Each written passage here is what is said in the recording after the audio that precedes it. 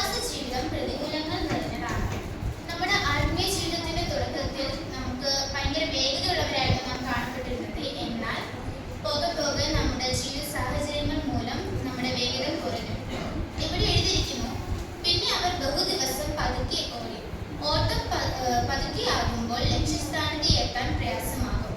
അവർ പതുക്കെ ഓടിയപ്പോൾ നീദോസ് ദ്വീപിൽ പ്രയാസത്തോടെ എത്തി എന്ന് എഴുതിയിരിക്കുന്നു.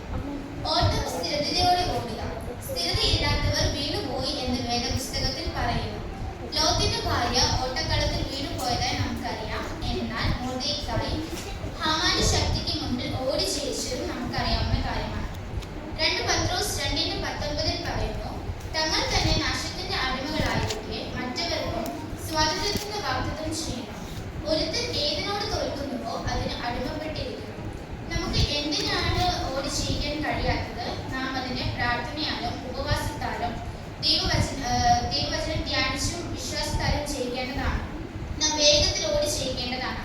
നാം ലോകത്തോട് അടിമപ്പെട്ടിരിക്കുന്നവരാണ്. അതായത് പാപത്തിനോട് നാം അടിമപ്പെട്ടിരിക്കുന്നു.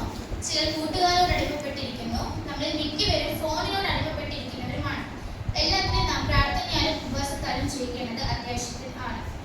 ഓട്ടത്തിന്റെ വേഗത കുറയുമ്പോഴാണ് നമുക്ക് പോരാട്ടങ്ങൾ ഉണ്ടാകുന്നത്. അതുപോലെ നമുക്ക് ലക്ഷ്യത്തെത്താൻ കഴിയില്ല. എബ്രായർ 12:1 പറയുന്നു, സകല ഭാരവും മുറുകെ പറ്റുന്ന പാപവും വിട്ട് നമുക്ക് മുൻപിൽ വെച്ചിരിക്കുന്ന ഓട്ടം സ്ഥിരതയോടെ ഓടുക.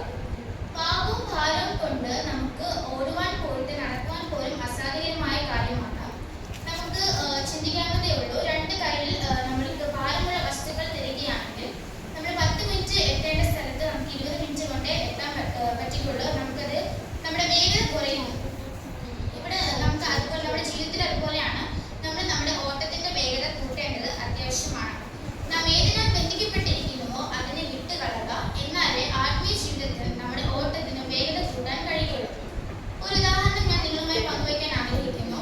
ഒരു സ്കൂൾ ഗ്രൗണ്ടിൽ 6 കുട്ടികൾ ഓട്ട മത്സരത്തിനായി പോവുകയാണ്. അതിൽ 5 കുട്ടികൾ ആരോഗ്യവാന്മാരും ഒരു കുട്ടി ബുദ്ധി കുറവുള്ളവരുമായിരിക്കെ ഓട്ട മത്സരം തുടങ്ങി. അതിൽ 5 കുട്ടികളും മുന്നിലോട്ട് ഓടിപ്പോയി. എന്നാൽ ബുദ്ധി കുറവുള്ള കുട്ടി പകുതി എത്തിയപ്പോൾ വീണുപോയി. മുൻപിലേക്ക് പോയ കുട്ടികൾ ഓട്ടം തുടരാതെ അവർ പിന്നിലേക്ക് വന്ന് വീണ കുട്ടിയെയും ചുമന്നുകൊണ്ട് അവർ ഒരുമിച്ച് ഓടി ജയിച്ചു എന്നുള്ളതാണ്.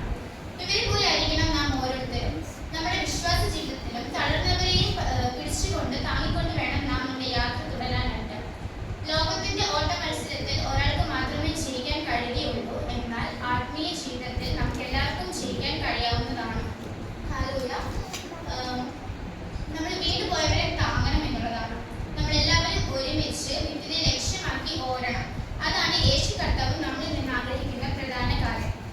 ആത്മീയ ജീവിതത്തിൽ ഓട്ടതയ്ക്ക് വേഗത കുറയുമ്പോൾ ഫറവോന്റെ ശക്തികൾ ഉയരും, ഹാമാന്റെ ശക്തികൾ എഴുന്നേൽക്കുകയും ചെയ്യും.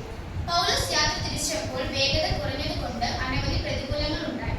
കാറ്റും കോളും പ്രതികൂലമായി. ഈശാനുമൂലൻ അടിച്ചു, കയ്യിൽ അണലി പറ്റി. എന്നാൽ ഓട്ടത്തിന് വേഗത കൂട്ടിയാൽ സകല ശക്തികളെ ജയിച്ച് പാപവും ഭാരവും വിട്ട് നമ്മുടെ കയ്യിൽ പറ്റിയിരിക്കുന്ന അണലിയെ തീയിൽ കുടഞ്ഞു കളഞ്ഞ് നമുക്കായി വെച്ചിരിക്കുന്ന നീതിയുടെ കിരീടം പ്രാപിക്കുവാൻ കഴിയും. നമ്മുടെ ഓട്ടത്തിന്റെ വേഗത നാം കുറയ്ക്കരുത്. വേഗത്തിൽ സ്ഥിരതയോടെ ഓടി നിത്യതയെ ലക്ഷ്യമാക്കി ഒരുമിച്ച് ഓടണം എന്ന സന്ദേശം പകർന്നുകൊണ്ട് ഞാൻ എൻ്റെ വാക്കുകൾ നിർത്തുന്നു.